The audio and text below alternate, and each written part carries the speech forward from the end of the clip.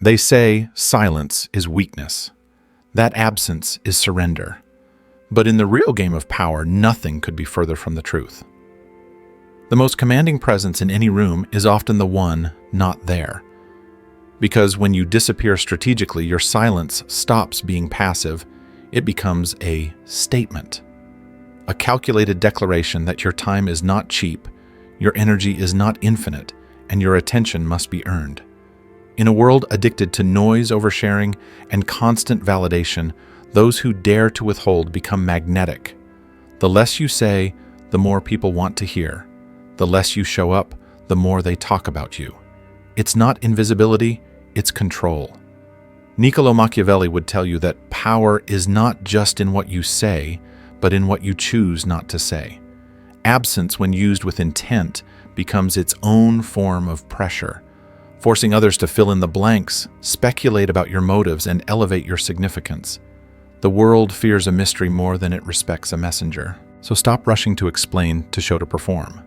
Sometimes the strongest move you can make is to leave the space behind you, speaking louder than your presence ever could. Most people are walking scripts easy to read, easy to predict, easy to control. They wear their emotions like cheap perfume, overwhelming, obvious, desperate to be noticed. You ask them a question. They spill everything. You show them affection. They melt. You push a little, they break. That's how the world works. It runs on predictability, on people who need to be understood. But then there's you. You don't flinch. You don't overreact. You don't give them what they expect. And that unsettles them. Because when people can't read you, they can't control you. And when they can't control you, they fear you. You've become the variable they can't calculate, the poker face they can't decode, the silence that makes them question everything. And the longer you hold that silence, the more their anxiety grows. They search your face for meaning. They project their fears onto your stillness. They whisper to others, "What do you think he meant by that? Why you Oh, when you haven't even said a word, because your power is no longer in what you express, it's in what you withhold. Every unread message, every calm stare, every pause, it all builds pressure.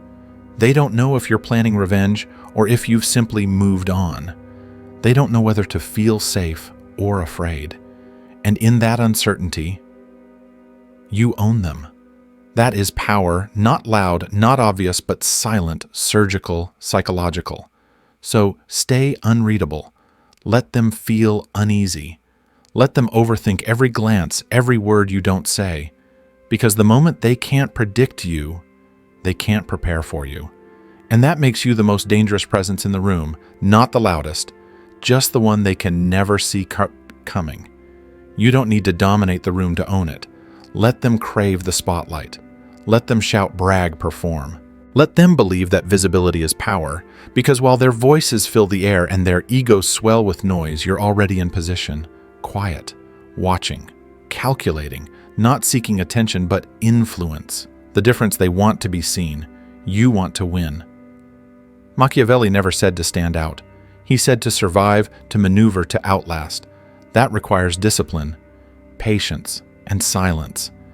When you blend into the crowd, no one sees you as a threat. No one guards their secrets around you. You become invisible, and invisibility is the most dangerous weapon of all. While others expose their desires, you gather intelligence. While they perform, you build leverage. You nod, you smile, you listen. And when the time is right, you strike with surgical precision. Because the one they never saw coming is the one they can never stop. Emotionally, it's infuriating to watch lesser men get the glory, to see fools crowned kings while you bide your time in the shadows. But don't flinch. Don't break formation. Their rise is loud but temporary. Yours is quiet and permanent. You are not the storm. You are the pressure before it. By the time they realize what you are, it's already too late. The crowd follows you without knowing why. The loudest voice in the room looks to you for direction without even understanding who gave the signal. That's not performance. That's command. Let them chase fame. You're after control, and you'll own the crowd not by towering above it, but by standing silently inside it, already pulling every string. The truth is sacred, but only when it's yours to control. Give people the full story, and they'll use it to build a prison around you. They'll define you, box you in, predict your moves before you even make them. Why? Because transparency is comfortable. It removes mystery. It removes threat. And the moment they fully understand you, they no longer respect you, they own you. But when you give them only fragments, when you offer just enough to ignite curiosity, but never enough to satisfy it, you control the narrative. Their minds begin to race. They fill in the blanks with assumptions, fantasies, and fears. Suddenly, you're no longer a person. You're a question they can't answer. And questions are more powerful than answers. The most feared figures in history weren't loud, they were unreadable. They smiled without explaining. They moved without warning. They spoke in riddles and revealed only what they chose. Every sentence, every glance, every action was a deliberate distortion. Not deception, but design. Because when you give away less, you possess more. Emotionally, it's tempting to share. You want to be known, to be understood, but that desire is a trap. Vulnerability is beautiful, but it must be earned, not handed out like free samples to people who haven't proven they deserve access. When you hold back, when you give them only pieces, you become impossible to pin down. And the moment they realize they can't define you, they begin to respect you, fear you, need you. So speak in shadows, reveal in layers, give them just enough to chase, but never enough to catch. Because what they can't understand, they can't control, and that makes you untouchable. You were not born to be a pillow for other people's comfort. You were born to become the weight that shifts the room. Every time you soften your tone to be more palatable, every time you shrink your truth to make others feel safe, you give away power. And they will gladly take it smiling while they do, because comfort feels good. Comfort is easy. But comfort never commands respect. It only breeds dependency and silent contempt. You must understand this: people don't respect those who soothe them. They respect those who disturb something inside them, who make them question themselves, who walk into a room and change the energy without saying a word. That's the presence you must become. Be the one they don't know how to please, the one who forces them to sit up straighter. Watch their words recalibrate their tone, not because you threatened them, but because your energy left no space for games. You didn't attack, you simply didn't bend, and that alone terrified them. There's a quiet power in being the one who isn't easily moved, who doesn't nod at every opinion, who can sit in silence and still dominate the conversation. People crave leaders, not caretakers. They don't want you to make them feel safe. They want to feel your strength and wonder if they can measure up. That's not cruelty, that's gravity. So stop trying to be liked, stop trying to be harmless. You weren't built to make people comfortable, you were built to make them cautious. Because when your presence doesn't soothe, but stirs something in their gut, that's when they finally know you're not here to fit in. You're here to be felt. Predictability is a prison, and most people live in it willingly. They wake, speak, react, and move exactly as expected. And in doing so, they give away every ounce of leverage. Because once people can predict you, they can prepare for you. They know what words disarm you, what moves will break you, what lies you'll fall for. You become a blueprint, easy to read, easy to control. But when you defy patterns, when your actions contradict assumptions, when your silence replaces explanation, you shatter that comfort. You introduce a variable they can't define. And that makes you dangerous, because now they hesitate. They wonder, will he respond? Or will he disappear? Will he retaliate? Or remain silent? Will he forgive? Or forget me entirely? That uncertainty eats at them. It forces them to tread carefully. Every conversation becomes a calculation. Every encounter a test they're unsure how to pass. You become the storm. They can't predict the one whose direction shifts without warning, but always with purpose. Machiavelli would call this controlled unpredictability. Not chaos, but strategic inconsistency. A rhythm designed to keep others off balance, never secure in their assumptions. It keeps your enemies anxious, your allies respectful, and your position untouchable. You are not erratic, you are unreadable by design. So switch your timing, change your tone, pause when they expect words, smile when they expect anger, walk away when they expect a fight. Make your presence a question they can't answer. Because once they think they've figured you out, you've already lost your power. But if they wake up every day unsure of which version of you they'll face, then you've won, without ever raising your voice. In a world drowning in noise, your silence must thunder. Your smallest action must echo like a signal flare in the night. Because power isn't just what you do, it's how deliberately you do it. Every nod, every glance, every pause must carry weight. You don't move without reason. You don't speak without consequence. You are not casual. You are calculated. The average person wastes their gestures. Nervous laughter, mindless chatter, desperate affirmations. They speak to fill silence. They move to escape stillness. And in doing so, they reveal everything. But you operate differently. You've turned restraint into language. You've turned economy into influence. When you cross your arms, it's not habit, it's message. When you go quiet mid-conversation, it isn't withdrawal, it's control.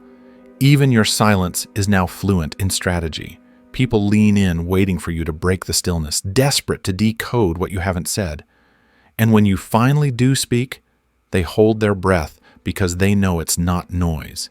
It's signal. That's how legends move. Not loudly, not recklessly, but with surgical intent. Because when every gesture is deliberate, people stop taking you for granted. They stop assuming access. They start reading into everything, and that's where your influence multiplies. You become less of a person and more of a presence. An atmosphere, a force. So stop explaining. Stop overacting. Strip away the excess. Let your restraint speak volumes. Let your stillness haunt their thoughts. Because when every move is sharpened with meaning, even your silence becomes a command. And when your mere glance carries more weight than someone else's speech, you're no longer part of the noise. You're the signal they can't ignore. It's not your anger they fear. It's your calm. It's not your volume that unsettles them. It's the silence in your eyes as you watch everything feel nothing and decide everything with terrifying clarity. You see most people react. They explode, they beg, they justify. Their emotions are levers others can pull. But when you remove emotion from judgment, when you become capable of choosing without flinching, cutting without guilt, you step into a different kind of power, a colder, cleaner kind, the kind that makes people pause before crossing you. Because now they know they can't manipulate you, they can't provoke you, they can't even predict you. And that's where your danger lies, not in violence, not in rage, but in your refusal to break. Emotional detachment isn't numbness, it's discipline. It's the ability to hear an insult and remain still, to spot betrayal and smile, to stand in the middle of chaos and speak only when you've already calculated every possible outcome. That kind of presence is rare and terrifying. It means you cannot be baited. You cannot be controlled. They will call you cold. They will call you heartless. But behind those words is fear. Fear of someone who no longer needs validation, approval, or emotional permission to act. Machiavelli understood this. The ruler who chooses from logic, not love, keeps his kingdom. The man who detaches from emotion doesn't lose compassion. He gains precision. So let them call you dangerous. Let them fear your silence. Because when others are drowning in noise rage and need, you will be the one moving with quiet, surgical purpose. And that is the kind of danger they can never outrun. They don't remember the facts, they remember the feeling. You could spend your life trying to be understood, writing the perfect biography, explaining your past, justifying your actions, proving your worth. But none of that lasts. Facts fade, stories shift. What stays is the myth you build in their minds, the presence that lingers after you leave the room, the legend that outgrows your name. So stop narrating your life. Start designing it. Every move you make, every silence you hold, every unexpected turn becomes part of something larger, an aura, a mystery, a story. They can't stop repeating. The man who disappeared at his peak. The strategist who smiled while the empire fell and rose again. The one they couldn't read, couldn't reach, but couldn't ignore. That's the version of you that survives time. Machiavelli knew rulers who are loved are forgotten. Rulers who are feared become myth. And in a world addicted to overexposure, the rare soul who guards their story becomes sacred. So don't just exist, echo. Don't just tell the truth, distort it with purpose. Because legends aren't born from transparency. They're forged in mystery and remembered in whispers. The world told you to make sense, to be clear, to be relatable, to soften your sharp edges so others could feel comfortable around you. They told you to explain yourself, to make your thoughts digestible, your choices likable, your identity safe. But here's the brutal truth. The more understandable you are, the more forgettable you become. Because people don't obsess over what they fully understand. They're haunted by what they can't explain. You were never meant to be easily categorized. You were not born to be palatable. You were meant to be a mystery that lingers, a presence that lives in their minds long after the moment is over. They may not get you. They may never agree with you, but they'll feel you. And they'll remember the weight of that feeling. You don't need everyone to like you. You need them to flinch when they hear your name.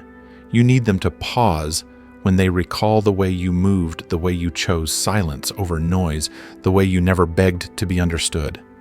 Machiavelli didn't strive for clarity, he strove for control. So let them misunderstand you. Let them gossip, speculate, twist your story. Let them struggle to define you. Because when they can't place you, they can't dismiss you. You become a question they keep asking in private, a symbol they can't decode, a presence that quietly rewrites the room without ever raising its voice. That's not confusion. That's power. You were not made to be decoded. You were made to be remembered, not as someone they understood, but as someone they could never forget. You are not respected for how much you give. You are respected, feared even for what you choose to withhold. In a world desperate for attention, the one who remains unreadable becomes magnetic. The one who guards their energy, their truth, their next move becomes untouchable. Let others explain overshare and beg to be seen. You build mystique. You speak less, move with intention, and leave questions in your wake. That's how legends are born, not through exposure, but through enigma. Be the presence that can't be predicted, the silence that shifts the room. Be the mystery the world never solves.